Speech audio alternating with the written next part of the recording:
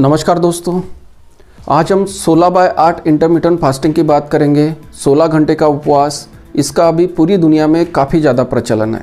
इसकी वजह से हमें स्वास्थ्य संबंधी काफ़ी ज़्यादा फायदे होते हैं। अगर हम 16 घंटे का उपवास करते हैं तो हमें ब्लड शुगर की जो प्रॉब्लम है वो नहीं होती है। डायबिटीज़ अगर है तो जो ब्लड शुगर है वो नियंत्रण में रहती है और आपकी जो डायबिटीज़ की गोलियाँ हैं वो भी धीरे धीरे बंद हो सकती है। अगर आप स्वस्थ हैं तो आगे चल के आपको डायबिटीज़, हाइपरटेंशन ये होने की संभावनाएं कम हो जाती है। आपकी बॉडी में जो ब्लड कोलेस्ट्रॉल है उसकी मात्रा कम रहती है। इसके साथ साथ अगर वज़न ज़्यादा है, आपका पेट बाहर निकला हुआ है, आपकी बॉडी में फैट की मात्रा ज़्यादा है, तो इसको भी ये नियंत्रण में करने में सक्षम है। इसके अलावा कैंसर होने का खतरा भी कम हो जाता है। अगर हम फास्टिंग करते हैं तो जो हमारे बॉडी में कैंसरस सेल्स है उसको क्लियर करने का काम ये इंटरमिटेंट फास्टिंग करती है। इसको ऑटोफेजी कहा जाता है।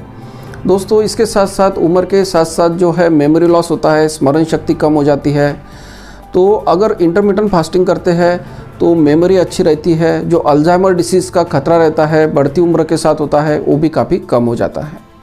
तो इतने सारे फ़ायदे हैं इंटरमिटेंट फास्टिंग के। तो ये इंटरमिटेंट फास्टिंग क्या है, इसे कैसे करते हैं, इसके बारे में आगे हम जानकारी लेंगे। इंटरमिटेंट फास्टिंग में क्या रहता है कि आपको 16 घंटे का उपवास करना रहता है और आपको जो दिन के 24 घंटे हैं इसमें से 8 घंटे आप खा सकते हैं। तो जो 8 घंटे की विंडो है ये आपके हिसाब से आप चुन सकते हैं। अगर आप 10 बजे आपका सवेरे का खाना खाते हैं तो आपको शाम का खाना जो है 6 बजे के पहले खा लेना है। तो 10 से 6 बजे के बीच में आप खा सकते हैं। ये आपकी जो है फीडिंग विंडो हो गई, मतलब इसमें आप खा सकते हैं। और फिर आप शाम 6 बजे से दूसरे दिन 10 बजे तक आपको कुछ भी लेना नहीं है, मतलब कुछ खाना नहीं है। आप पानी पी सकते हैं, आप जो है नारियल पानी ले सकते हैं, अगर आप चाहे तो लेमन वाटर ले सकते हैं, लेकिन आपको कुछ खाना नहीं है। फ्रूट जूस नहीं लेना है, शक्कर डाल के चाय नहीं लेनी है। आप ग्रीन टी ले सकते हैं। जो आप ग्रीन टी लेंगे तो उसमें आपको शक्कर नहीं डालनी है और उसमें आपको दूध भी नहीं डालना है।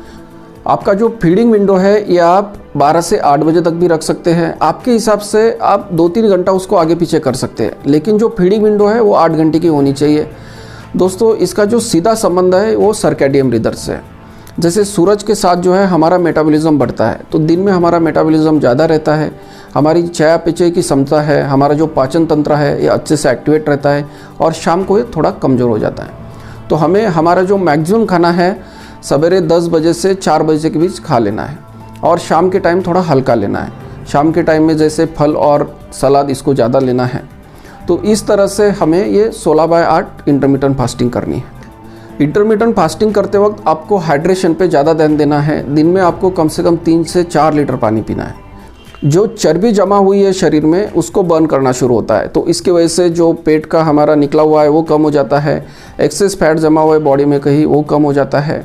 तो इस तरह से ये हमारे बॉडी में फैट बर्न करता है। दूसरा फ़ायदा इंटरमिटेंट फास्टिंग का यह है कि ये इंसुलिन का रेजिस्टेंस होने से बचाता है। और इंसुलिन सेंसिटिविटी बढ़ने का सीधा मतलब ये है कि आपको आगे चल के जो है डायबिटीज़ नहीं होगा। अगर आपको ऑलरेडी डायबिटीज़ है तो उसकी दवाइयाँ कम हो सकती है। अगर आपको शुरुआत हुई है डायबिटीज़ से तो आप इंटरमिटेंट फास्टिंग से उसे रिवर्स भी कर सकते हैं। तो इंटरमिटेंट फास्टिंग में सबसे जो ज़्यादा ध्यान है ये किस पर है कि हमें कब खाना है। तो अब हम कब खाना है इसके साथ क्या खाना है ये जोड़ देंगे तो ये फ़ायदा दोगुना हो जाएगा। ठीक है, अगर आप इंटरमिटेंट फास्टिंग कर रहे हैं और अनहेल्दी खाना खा रहे हैं तो इसका ज़्यादा फ़ायदा नहीं होगा। तो आपको क्या अवॉइड करना है, आपको जो पैक्ड फूड है, प्रोसेस फूड है, तो इनको अवॉइड करना है। आपको जो बाहर की चीज़ें फ्राइड है, ज़्यादा मीठा है, इनको नहीं लेना है। आपको शक्कर मिनिमम लेनी है। आपको जो साल्ट है, नमक है, इसको कम करना है। इसके साथ साथ आपको तेल की मात्रा भी कम करनी है।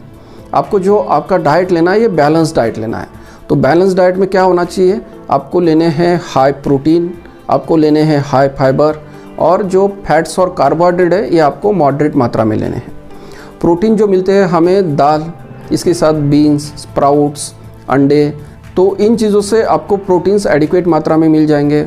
इसके साथ साथ आप जो फाइबर है वो मिलेगा आपको फल, सब्जियाँ, इसके साथ साथ जो सलाद है इनमें से मिलेगा। आपको जो कार्बोहाइड्रेट लेना है उसमें आपको कॉम्प्लेक्स कार्बोहाइड्रेट लेने हैं, सिंपल कार्बोहाइड्रेट्स नहीं लेने हैं। कॉम्प्लेक्स कार्बोहाइड्रेट मतलब इसमें जैसे पूरे गेहूं का जो आटा रहता है उसका इस्तेमाल करना है। वाइट राइस की जगह आप ब्राउन राइस का इस्तेमाल कीजिए। और जो फैट्स लेते हैं आप हेल्दी फैट्स लेना है। तो अगर आप ये जो फीडिंग विंडो है आपके 8 घंटे की, इसमें आप हेल्दी डाइट लेंगे और 16 घंटे की फास्टिंग करेंगे तो आपको काफ़ी सारे फ़ायदे होंगे। आपको जो है डायबिटीज़ होने का खतरा कम हो जाएगा, हाइपरटेंशन होने का खतरा कम हो जाएगा, कैंसर, इसके अलावा अल्जाइमर डिसीज़ इससे बचा होगा, और अगर आपका वज़न ज़्यादा है तो वो नियंत्रण आने में काफ़ी मदद होगी। अगर आप 2 चीज़ों पे ध्यान देंगे, when to eat and what to eat, कब खाना है और क्या खाना है, तो आपको जो है काफ़ी सारे बीमारियों से निजात मिलेगी। आपको 16 घंटे उपवास करना है और जो 8 घंटे की फीडिंग विंडो है उसमें आपको हेल्दी डाइट लेना है। अगर आपको ये जानकारी अच्छी लगी तो चैनल को सब्सक्राइब कीजिए, वीडियो को लाइक कीजिए। अगर आपका कोई सुझाव है या सवाल है उसे कमेंट बॉक्स पे लिखना ना भूलें। धन्यवाद।